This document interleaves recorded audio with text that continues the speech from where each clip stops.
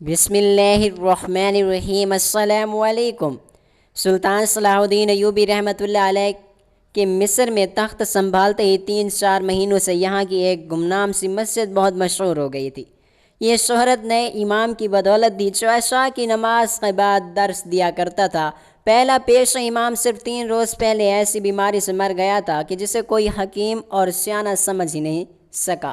وہ پیچس کے درد اور آنتوں کی سوزش اور پیٹ کے درد کی شکایت کرتا تھا۔ اسی روگ سے مر گیا وہ عام سا ایک مولوی جو صرف نماز باجماعت پڑھاتا تھا۔ اس کی وفات کے اگلے ہی روز سرخ و سفید چہرے اور بھوری داڑھی والا ایک مولوی آیا جس نے امامت کے فرائض اپنے ذمے لینے کی پیشکش کی۔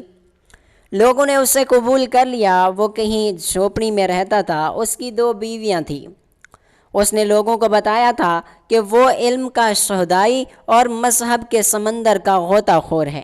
وہ خاطر تواضع اور لوگوں سے نذرانے وصول کرنے کا قائل نہیں تھا۔ اس کی ضرورت صرف اور صرف یہ تھی کہ اسے کشادہ اور اچھا مکان مل جائے جہاں وہ 2 بیویوں کے ساتھ عزت سے اور پردے میں رہ سکے۔ لوگوں نے مسجد کے قریب ہی اسے ایک مکان خالی کر دیا کہ جس کے کئی ایک کمرے تھے۔ لوگوں نے دیکھا کہ وہ دونوں بیویوں کے ساتھ اس مکان میں آیا۔ بیویاں سیاہ برقعوں میں مستور تھیں۔ ان کے ہاتھ بھی نظر نہیں آتے تھے، پاؤں تک چھپے ہوئے تھے۔ اسے لوگوں نے ضروری سامان اور غذا دے کر آباد کر دیا۔ لوگ ایک تو اس کی ظاہری شخصیت سے متاثر ہوئے، لیکن جس جادو نے انہیں اس کا گرویدہ بنایا وہ اس کی آواز کا جادو تھا۔ اس مسجد میں اس نے پہلی اذان دی تو جہاں جہاں تک اس کی آواز پہنچی سناٹا سا طاری ہو گیا۔ ایک مقدس تر نم زمین اور آسمان پر جد طاری کر رہا تھا۔ یہ ایک طلسم تھا جو ان لوگوں کو بھی مسجد میں لے گیا جو گھروں میں نماز پڑھتے یا پڑھتے ہی نہیں تھے۔ اسی رات اس نے عشاء کی نماز کے بعد نمازیوں کو پہلا درس دیا اور انہیں کہا کہ وہ ہر رات درس دیا کریں گے۔ 6-7 مہینے میں اس نے لوگوں کو اپنا گرویدہ بنا لیا۔ بعض لوگ تو اس کے مرید بن گئے۔ اس مسجد میں جمعہ کی نماز نہیں پڑھی جاتی تھی۔ اس پیش امام نے جو دراصل عالم تھا وہاں جمعہ کی نماز پڑھانا بھی شروع کر دی۔ 6-7 مہینے بعد اس مسجد اور اس پیش امام کی شہرت دور دور تک پہنچ گئی۔ شہر کے امیر غریب لوگ بھی اس کے درس میں جانے لگے۔ وہ اسلام کے جن بنیادی اصولوں پر زیادہ زور دیتا تھا وہ تھے عبادت اور محبت۔ وہ لڑائی جھگڑے اور جنگ و جدل کے خلاف سبق دیتا تھا۔ اس نے لوگوں کے ذہنوں میں ایک عقیدہ پختہ کر دیا تھا کہ انسان اپنی تقدیر خود نہیں بنا سکتا۔ جو کچھ ہے وہ خدا کے ہاتھ میں ہے۔ انسان کمزور سا کیڑا ہے۔ اس عالم کا انداز بیاں بڑا ہی پر اثر ہوتا تھا۔ وہ قرآن ہاتھ میں لے کر ہر بات قرآن کی کسی نہ کسی آیت سے واضح کرتا تھا۔ سلطان صلاح الدین ایوبی رحمۃ اللہ علیہ کی وہ بے حد تعریف کیا کرتا تھا۔ وہ اکثر کہا کرتا تھا کہ یہ مصر کی خوش بختی ہے کہ اس ملک کی امارت اسلام ایسے شہدائی کے ہاتھ میں ہے۔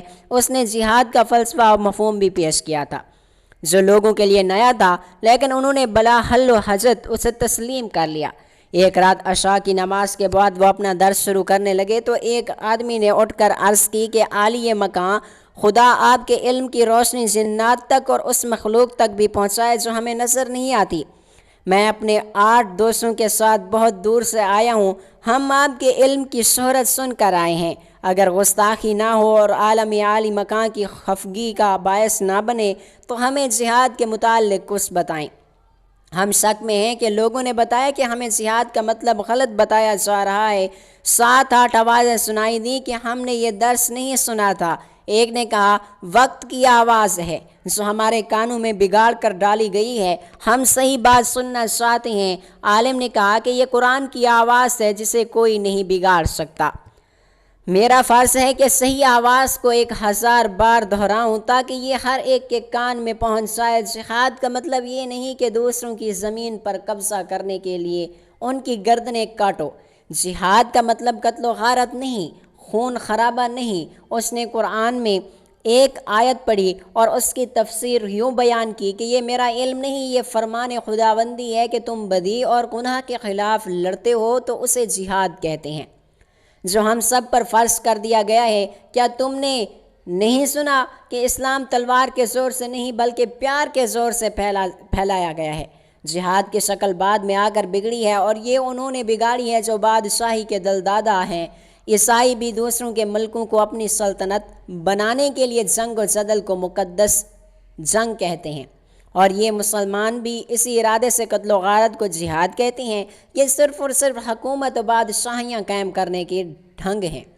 لوگوں کو مذہب کے نام پر بھڑکا کر لڑایا جاتا ہے اور اسی طرح بادشاہ کی بنیادیں مضبوط کی جاتی ہیں۔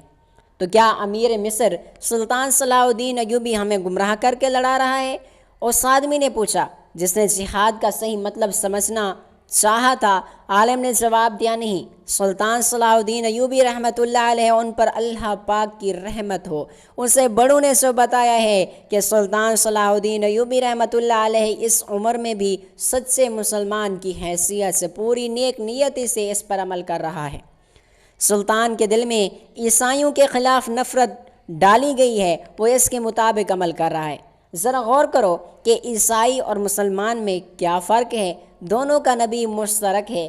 اگر آگے آ کر ذرا اختلاف پیدا ہو گیا، حضرت موسیٰ علیہ السلام محبت اور امن کا پیغام لائے تھے، ہمارے رسول پاک صلی اللہ علیہ وآلہ وسلم بھی محبت کا پیغام دے کر گئے ہیں، پھر تلوار اور زیرہ بکثر کہاں سے آ گیا؟ یہ ان لوگوں کی لائی ہوئی چیزیں ہیں جو خدا کی اتنی پیاری زمین پر، جس پر صرف اور صرف اس کی ذات باری کی حکمرانی ہے، وہ اپنی حکومت کرتے اور خدا کے بندوں کو اپنا غلام بناتے ہیں۔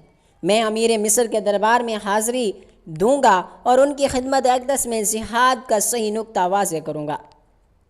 امیر مصر سلطان صلاح الدین ایوبی رحمۃ اللہ علیہ نے صحیح جہاد شروع کر رکھا ہے جو جہالت اور بے علمی کے خلاف ہے۔ اس نے خطبے سے خلیفہ کا نام نکال کر بہت بڑا جہاد کیا۔ اس نے مدرسے کھول کر بھی جہاد کیے، لیکن مدرسوں میں یہ خرابی ہے کہ جہاں مذہب اور معاشرت کی تعلیم دی جاتی ہے اور وہاں عسکری تعلیم بھی دی جاتی ہے۔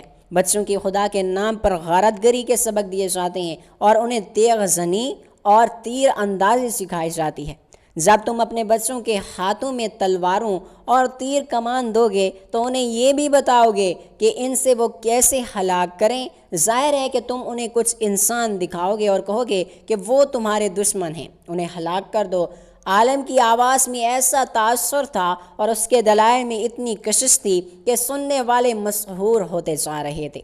اس نے کہا کہ اپنے بچوں کو دوزخ کی آگ سے بچاؤ، ورنہ ان کے ساتھ تم بھی دوزخ میں جاؤ گے، کیونکہ اپنے بچوں کو غلط راستے پر ڈالنے والے تم تھے۔ تمہیں جنت میں اپنے بادشاہ اور فوجیوں کے سالار نہیں لے کر آئیں گے، پیش امام اور وہ عالم دین لے کے جائیں گے جن کے ہاتھوں میں مذہب اور علم کی کزیل تھی۔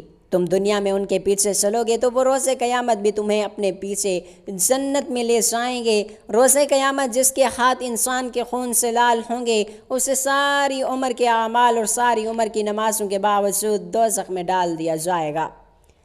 ایک نقطہ اور سمجھ لو، تم زکوٰۃ بیت المال کو دیتے ہو، بیت المال کا مالک وقت کا حاکم ہوتا ہے۔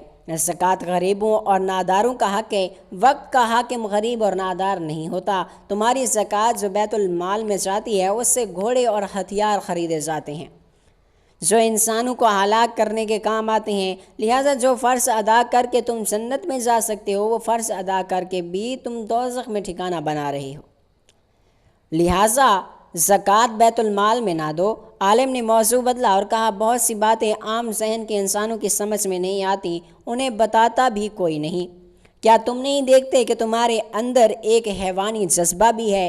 کیا تم عورت کی ضرورت محسوس نہیں کرتے؟ کیا یہی جذبہ نہیں جو تمہیں بدکاری کے اڈوں پر لے جاتا ہے؟ یہ جذبہ خدا نے خود پیدا کیا ہے، یہ کسی انسان کا پیدا کردہ نہیں ہے۔ تم اس کی تسکین کر سکتے ہو، اس لیے تمہیں خدا نے حکم دیا کہ بیک وقت گھر میں 4 بیویاں رکھو۔ اگر تم غریب ہو اور ایک بیوی بھی نہیں لا سکتے تو کسی عورت کو اجرت دے کر اس حیوانی جذبے کی تسکین کر سکتے ہو جو تم میں خدا نے پیدا کیا ہے، اور انسان اسی جذبے کی پیداوار ہے۔ مگر بدی سے بچو، 1 2 2 3 3 4 4 بیویاں گھر میں رکھو اور ان بیویوں کو اور اپنی بیٹیوں کو گھروں میں چھپا کر رکھو۔ میں دیکھ رہا ہوں کہ جوان لڑکیوں کو بھی عسکری تربیت دی جا رہی ہے اور انہیں بھی گھوڑ سواری اور شاہ سواری سکھائی جا رہی ہے۔ زنانہ مدرسوں میں انہیں زخمیوں کی مرہم پٹی اور انہیں سنبھالنے کے گر سکھائے جا رہے ہیں تاکہ وہ میدان جنگ کے زخمیوں کو سنبھالیں اور اگر ضرورت پڑے تو لڑیں بھی۔ یہ ایک بدعت ہے، اپنی لڑکیوں کو اس بدعت سے بچاؤ۔ یہ باتیں اپنے ان دوستوں اور پڑوسیوں کو بھی سناؤ جو مسجد میں نہیں آتے۔ خدا کے احکام اور کارناموں میں مت ڈھیل دو، یہ بہت بڑا گناہ ہے۔ عالم نے درس ختم کیا تو سامعین جن کی تعداد اتنی ہو گئی تھی کہ بہت سے لوگ پیچھے کھڑے تھے، مسجد میں بیٹھنے کو جگہ نہ تھی، اٹھ کر عالم سے ہاتھ ملانے اور جانے لگے۔ بعض نے اس کے ہاتھ چومے، چھٹ کر محاسبہ کیا تو ہر کسی نے کیا، ایک ایک کر کے سب لوگ چلے گئے، صرف وہ آدمی عالم کے سامنے بیٹھے رہے۔ ان میں سے ایک وہ آدمی تھا جس نے کہا تھا کہ مجھ سے جہاد کے متعلق بتائیے۔ اس آدمی نے لمبا چولا پہن رکھا تھا، سر پر چھوٹی سی پگڑی تھی اور اس پر چوڑا پھولدار اور رومال پہنا ہوا تھا۔ اس کی داڑھی لمبی اور سیاہ اور مونچھیں گھنی تھیں۔ لباس سے وہ درمیانہ درجے کا آدمی معلوم ہوتا تھا۔ اس کے سر پر ہرے رنگ کی پٹی نما کپڑا تھا جو 2 دھاگوں کی مدد سے اس کے سر کے ساتھ بندھا ہوا تھا۔ اس کپڑے نے اس کی ایک آنکھ ڈھانپ رکھی تھی۔ عالم کے پوچھنے پر اس نے بتایا تھا کہ اس کی ایک آنکھ خراب ہے۔ دوسرے آدمی کا لباس بھی معمولی سا تھا، اس کی بھی داڑھی لمبی اور گھنی گھنی تھی۔ مسجد میں عالم کے پاس یہی 2 آدمی رہ گئے تھے اور ان کے ساتھ 6 اور آدمی تھے جو جہاد کا درس لینے آئے ہوئے تھے۔ وہ مسجد کے دروازے کے باہر کھڑے تھے، شاید اپنے ساتھیوں کے انتظار میں تھے۔ کیوں تمہارا مسئلہ ابھی رفع نہیں ہوا؟ عالم نے مسکرا کر ان دونوں سے پوچھا۔ میرا خیال ہے کہ شک رفع ہو گیا ہے، آنکھ کی ہری پٹی والے نے جواب دیا۔ ہم شاید آپ ہی کی تلاش میں ہیں۔ ہم نے آدھا مصر چھان مارا، ہمیں مسجد کا محل وقوع اور نشانیاں غلط بتائی گئی تھیں۔ کیا آدھے مصر میں تمہیں مجھ سے بہتر کوئی عالم نہیں ملا؟ تلاش تو صرف اور صرف آپ کی تھی، اس آدمی نے جواب دیا۔ کیا ہم صحیح جگہ آ گئے ہیں؟ آپ کا درس بتاتا ہے کہ ہم آپ ہی کی تلاش میں تھے۔ عالم نے باہر کی طرف اور بے توجہ کے انداز سے بولا، معلوم نہیں موسم کیسا رہے گا، بارش آئے گی؟ ہری پٹی والے نے جواب دیا، آسمان بالکل صاف ہے۔ عالم نے کہا کہ ہم گھٹائیں لائیں گے۔ ہری پٹی والے نے کہا اور کہکا لگایا۔ عالم مسکرایا اور رازداری سے پوچھا، کہاں سے آئے ہو؟ 1 مہینے سے ہم سکندریہ میں تھے۔ اس آدمی نے جواب دیا، اس سے پہلے ہم شوبک میں تھے۔ مسلمان ہوں، فدائی ہوں؟ ہری پٹی والے نے کہا۔ ابھی مسلمان ہیں؟ اور وہ اپنے ساتھی کے ساتھ بڑی زور زور سے ہنسا۔ میں آپ کو اس فن کا استاد مانتا ہوں۔ دوسرے نے عالم سے کہا کہ مجھے بالکل یقین نہیں آ رہا تھا کہ یہ آپ ہیں، آپ ناکام نہیں ہو سکتے اور آپ کامیابی آسان بھی نہیں ہے۔ عالم نے کہا، سلطان صلاح الدین ایوبی کو شاید تم نہیں جانتے، بے شک میں نے ان تمام لوگوں کے دلوں میں جہاد اور اس کے متعلق اسلامی نظریات کے خلاف شکوک پیدا کر دیے ہیں، لیکن سلطان صلاح الدین ایوبی نے جو مدرسے کھولے ہیں وہ شاید ہماری کوششوں کو آسانی سے کامیاب نہ ہونے دیں۔ اس نے پوچھا کہ تم نے مجھ سے یہ کیوں کہا تھا کہ میں جہاد پر درس دوں؟ شوبک میں ہمیں یہ بتایا گیا تھا کہ آپ کی سب سے بڑی نشانی یہی ہے۔ ہری پٹی والے نے جواب دیا، یہ تمام الفاظ جو آپ نے درس میں بولے ہیں ہمیں وہاں بتائے گئے تھے۔ ہمیں یہ بھی بتایا گیا تھا کہ آپ جہاد کے بعد جنسی جذبے کا ذکر ضرور کریں گے۔ آپ نے اپنا سبق بڑی محنت سے یاد کیا ہے۔ میرا نام کیا ہے؟ عالم نے پوچھا۔ وہ بولا کہ آپ ہمارا نام جاننا چاہتے ہیں؟ کیا آپ کو ہم پر شک ہے؟ ہمیں ایک دوسرے کا نام نہیں، صرف نشانیاں بتائی جاتی ہیں۔ تم کس کام سے آئے ہو؟ عالم نے پوچھا۔ فدائی کس کام سے آیا کرتے ہیں؟ ہری پٹی والے نے پوچھا۔ تمہیں میرے پاس کیوں بھیجا گیا ہے؟ عالم نے کہا، 1 اونٹنی کے لیے۔ اس آدمی نے جواب دیا، اور آپ کے پاس 2 ہیں، ہمیں آپ کے پاس نہ بھیجا جاتا، مگر آپ کو اطلاع مل گئی ہوگی کہ سلطان صلاح الدین ایوبی کی ایک نائب سالار رجب کے ساتھ شوبک 3 اونٹنیاں روانہ کی گئی تھیں۔ ان میں سے ایک ہمارے مقصد کے لیے تھی، مگر معلوم نہیں کہ کیا ہوا کہ تینوں ماری گئیں۔ رجب کی ایک سب سے زیادہ خوبصورت اونٹنی سلطان صلاح الدین ایوبی کے پاس پہنچ گئی اور وہ بھی ختم ہو گئی۔ عالم نے آہ بھر کر کہا کہ ہمیں بہت بڑا نقصان ہوا ہے۔ سلطان صلاح الدین ایوبی کا ایک بڑا ہی کارآمد سالار جو ہمارے قبضے میں تھا جلاد کی نظر ہو گیا۔ اندر چلو، یہ جگہ محفوظ نہیں۔ وہ دونوں عالم کے ساتھ باہر نکل گئے۔ باہر جو 6 آدمی کھڑے تھے وہ اندھیرے میں بکھر گئے۔ وہ اب عالم کے گھر میں داخل ہوئے۔ صاف ستھرا گھر تھا، کئی کمرے تھے۔ 2-3 کمروں میں سے گزر کر وہ ایسے کمرے میں چلے گئے جو زمین پر ہی تھے لیکن زیر زمین معلوم ہوتے تھے۔ اس کے سامنے کوڑا کباڑ بکھرا ہوا تھا۔ دروازے کے باہر تالا لگا ہوا تھا۔ صاف پتہ چلتا تھا کہ یہ دروازہ برسوں سے نہیں کھولا گیا اور کھولا بھی نہیں جائے گا۔ اس کے پہلو میں کھڑکی تھی، اسے ہاتھ لگا عالم اندر گیا۔ اس کے یہ دونوں آدمی اندر چلے۔ اندر سے کمرہ خوب سجا ہوا تھا۔ دیوار کے ساتھ سنہری صلیب لٹک رہی تھی۔ اس کے ایک طرف حضرت عیسیٰ علیہ السلام کی دستی تصویر اور دوسری طرف حضرت مریم کی تصویر تھی۔ عالم نے کہا کہ یہ میرا گرجا ہے اور اپنا ہگاہ بھی خطرے کی صورت میں۔ آپ کے پاس کیا انتظام ہے؟ آنکھ کی ہری پٹی والے نے پوچھا اور مشورہ دیا، آپ کو صلیب اور یہ تصویریں اس طرح سامنے نہیں لگانی چاہیے یہاں تک کسی کے آنے کا خطرہ نہیں۔ عالم نے جواب دیا اور ہنس کر کہا، مسلمان بڑی سیدھی اور جذباتی قوم ہے۔ یہ قوم جذباتی الفاظ اور سنسنی خیز دلائل پر مرتی ہیں جن سے انسان کی سب سے بڑی کمزوری ہے۔ میں ان لوگوں میں یہ کمزوری ابھار رہا ہوں، انہیں یہ سبق دے رہا ہوں کہ 4 شادیاں فرض ہیں۔ آہستہ آہستہ انہیں بدکاری کی طرف راغب کر رہا ہوں۔ مذہب کے نام پر تم مسلمان سے بدی بھی کرا سکتے ہو اور نیکی بھی۔ ہاتھ میں قرآن رکھ کر بات کرو گے تو یہ لوگ احکمانہ باتوں کے بھی قائل ہو جاتے ہیں اور جھوٹ کو بھی سچ جانتے ہیں۔ میرا تجربہ کامیاب ہے۔ میں یہاں اپنا جیسا ایک گروہ پیدا کر لوں گا جو مسجد میں بیٹھ کر اور قرآن مجید ہاتھ میں لے کر ان لوگوں کے جذبے جہاد کو اور کردار کو قتل کر دے گا۔ عورت کے متعلق میں ان لوگوں کے نظریات بدل رہا ہوں۔ سلطان صلاح الدین ایوبی نے عورتوں کو بھی عسکری تربیت دینی شروع کر دی۔ میں انہیں بتا رہا ہوں کہ عورتوں کو گھر میں قید رکھو۔ میں اس قوم کی نصف آبادی کو بیکار کر دوں گا۔ فوج کے خلاف نفرت کرنا ضروری ہے، ہری پٹی والے کے ساتھی نے کہا۔ سلطان صلاح الدین ایوبی نے یہی کمال کر دکھایا ہے کہ قوم اور فوج کو ایک کر دیا ہے، اور وہ اس وقت اعلان کر دے کہ یروشلم یعنی بیت المقدس فتح کرنا ہے تو مصر کی ساری آبادی اس کے ساتھ چل پڑے گی، لیکن وہ ایسا اعلان نہیں کرے گا۔ عالم نے کہا، وہ دانش مند ہے، وہ جذباتی لوگوں کو پسند نہیں کرتا۔ وہ صرف اور صرف ایک تربیت یافتہ سپاہی کو 100 غیر تربیت یافتہ جو شیلے آدمیوں پر ترجیح دیتا ہے۔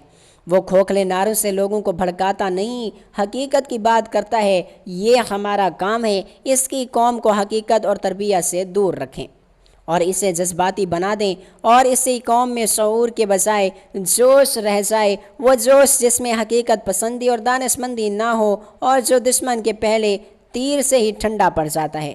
تم نے سنا ہے کہ میں اپنے درس میں سلطان صلاح الدین ایوبی رحمۃ اللہ علیہ کی بہت زیادہ تعریف کر رہا تھا۔ یہ باتیں تو ہم بعد میں بھی کر لیں گے۔ اس آدمی نے جواب دیا، 2 اونٹنیاں دکھا دیں اور یہ بتائیں کہ ہمیں یہاں کس وقت اور کس طرح پناہ مل سکتی ہے، اور یہاں اپنا کوئی اور آدمی رہتا ہے یا نہیں رہتا؟ عالم نے جواب دیا، یہاں اور کوئی نہیں رہتا، اور ان کے درمیان کوئی شک اور شبہ نہیں رہا تھا۔ وہ خفیہ الفاظ میں ایک دوسرے کو پہچان چکے تھے۔ عالم کمرے سے نکل گیا، واپس آیا اور اس کے ساتھ 2 بڑی ہی خوبصورت اور جوان لڑکیاں تھیں۔ یہی وہ 2 لڑکیاں تھیں جن کے متعلق اس نے لوگوں کو بتایا تھا اس کی بیویاں ہیں۔ انہیں وہ سر سے پاؤں تک برقعے میں چھپا کر لایا گیا تھا، مگر ان 2 آدمیوں کے سامنے وہ بے پردہ آئیں۔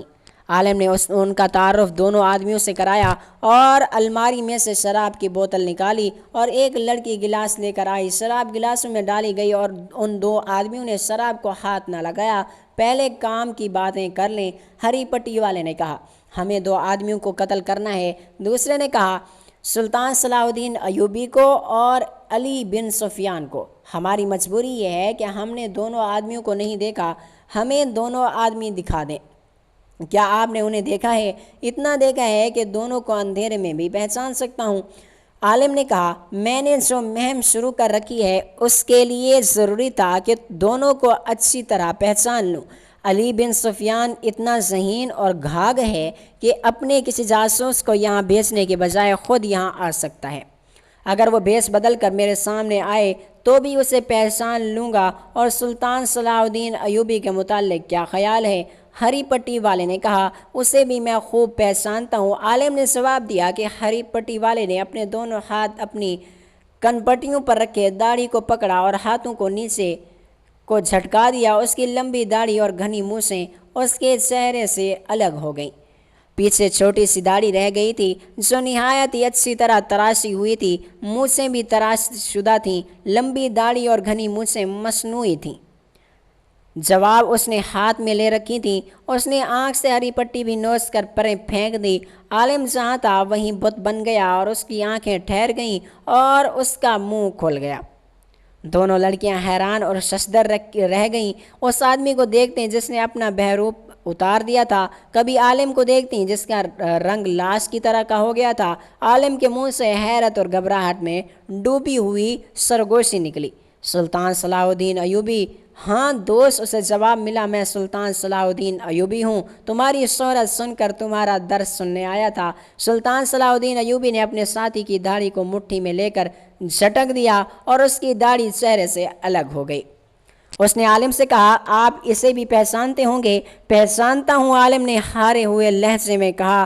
علی بن سفیان؟ علی بن سفیان کی صرف تھوڑی پر داڑھی تھی۔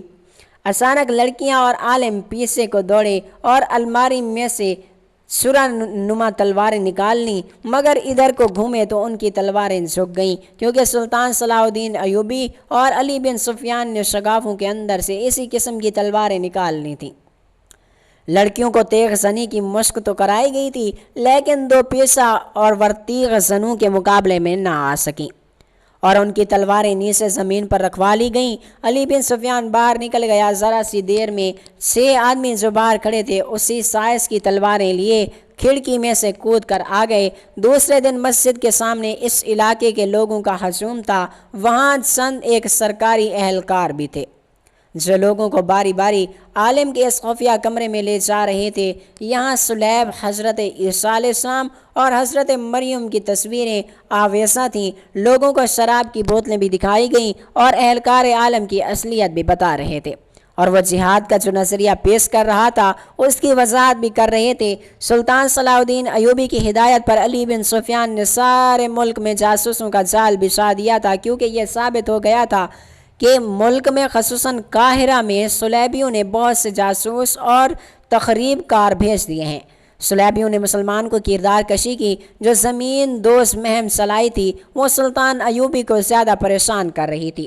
انہیں جب علی بن سفیان نے اطلاع دی تھی کہ ایک مسجد کا پیش امام ہر رات درس دیتا ہے اور اسلامی نظریات کو بگاڑ کر پیش کر رہا ہے، تو سلطان ایوبی نے فوراً ہی یہ حکم نہیں دیا تھا کہ اس عالم کو گرفتار کر لو، بلکہ سلطان نے کہا تھا کہ علی مذہب میں فرقہ بندی شروع ہو گئی ہے، یہ پیش امام کسی فرقے کا ہوگا۔ یہ بھی ہو سکتا ہے کہ وہ قرآن کی اپنی تفسیر پیش کر رہا ہو۔ میں مذہب میں دخل نہیں دینا چاہتا، میں حاکم ہوں، عالم نہیں ہوں۔ اگر تم سمجھتے ہو کہ وہ کوئی تخریب ہے تو گرفتاری سے پہلے اچھی طرح چھان بین کر لو۔ پیش امام کا درجہ مجھ سے بہت زیادہ بلند ہے۔ علی بن سفیان خود اس مسجد میں درس سننے نہیں گیا تھا، کیونکہ اسے شک تھا کہ اگر یہ پیش امام واقعی دشمن کا بھیجا ہوا تخریب کار ہے تو اسے پہچانتا ہوگا۔ اس نے اپنے ذہین سراغ رساں مسجد میں بھیجے تھے جو 10-12 مرتبہ وہاں گئے، اور انہوں نے جو درس سنے وہ من و ان علی بن سفیان کو سنا دیے۔ آخر ایک رات اس صلیبی عالم نے جہاد پر درس دیا اور دلیل یہ پیش کی کہ جو سلطان صلاح الدین ایوبی نے بھی سنی۔ سراغ رساں نے سارا ماجرا علی بن سفیان کو سنایا تو کوئی شک نہ رہا کہ علی نے سلطان صلاح الدین ایوبی کو بتایا اور یہ رائے دی کہ اگر یہ شخص صلیبیوں کا جاسوس اور تخریب کار نہیں تو بھی اسے پکڑنا یا روکنا ضروری ہے، کیونکہ وہ جہاد کا ایسا نظریہ پیش کر رہا ہے کہ جو صرف وہ آدمی پیش کر سکتا ہے جو دشمن کا آدمی ہو یا اس کا دماغ چل گیا ہو۔ سلطان ایوبی نے یہ رپورٹ بڑی ہی غور سے سنی اور کہا کہ معاملہ بہرحال مذہب مسجد اور پیش امام کا ہے۔ اس نے فیصلہ کیا کہ وہ خود اور علی بن سفیان خود بہروب میں درس سننے جائیں گے اور خود یقین کریں گے کہ پیش امام کی نیت اور اصلیت کیا ہے۔ جہاد کے ساتھ حیوانی جذبے کے ذکر نے سلطان صلاح الدین ایوبی کے کان کھڑے کر دیے تھے، اور اس نے علی بن سفیان کے ساتھ صلاح اور مشورہ کر کے یہ بہروب تیار کرایا تھا۔ جس میں وہ مسجد میں گئے تھے۔ علی بن سفیان جاسوسی کے خلاف دفاع کے فن کا ماہر تھا۔ اس نے سلطان صلاح الدین ایوبی کو اپنا ایک اور کامیابی سے آگاہ کر دیا تھا، اور وہ یہ تھی کہ فیض الفاطمی کو جس صلیبی لڑکے نے موقع پر گرفتار کرایا اور احمد کمال کے نام کے ایک ایماندار کی خاطر اسلام قبول کرنے اور اس کے ساتھ شادی کرنے کی خواہش ظاہر کی، مگر ماری گئی تھی، اس نے وہ خفیہ الفاظ اور اشارے بتائے تھے جو صلیبی جاسوس ایک دوسرے کو پہچاننے کے لیے استعمال کرتے تھے۔ اس کی نشاندہی پر چند یک مسلمان بھی پکڑے گئے تھے جو صلیبیوں سے زر و زہرات اور خوبصورت لڑکیاں لے کر ان کے لیے جاسوسی کرتے تھے۔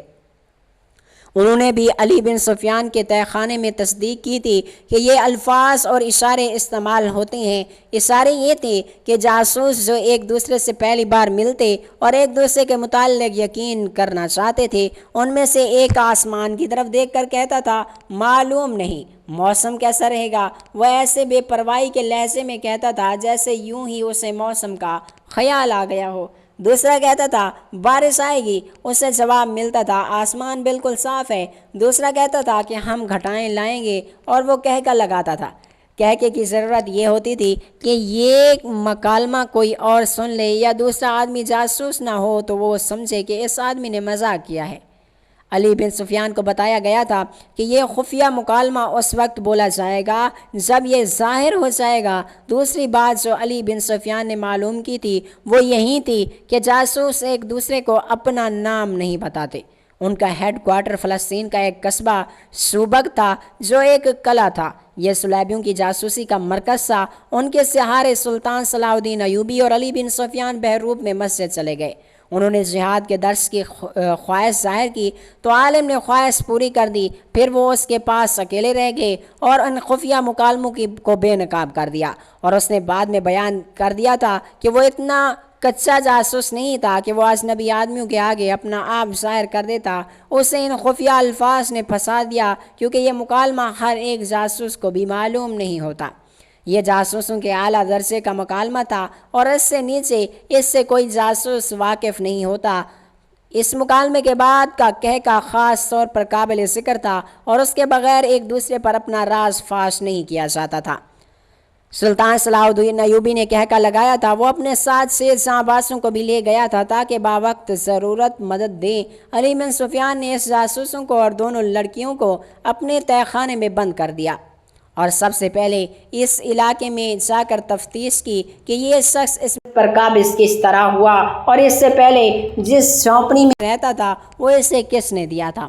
وہاں کے مختلف لوگوں نے جو بیان دیے ان سے پتہ چلا کہ یہ شخص 2 بیویوں کے ساتھ اسی آبادی میں آیا۔ پہلے ایک آدمی کے گھر مہمان رہا۔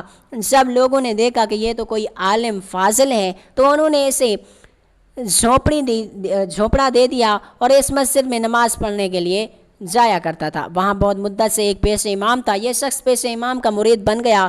14-15 روز بعد پیش امام نے مسجد میں پیٹ درد کی شکایت کی، اور یہ شکایت اتنی تیز بڑھی کہ اس کے بعد پیش امام مسجد میں نہ آ سکا۔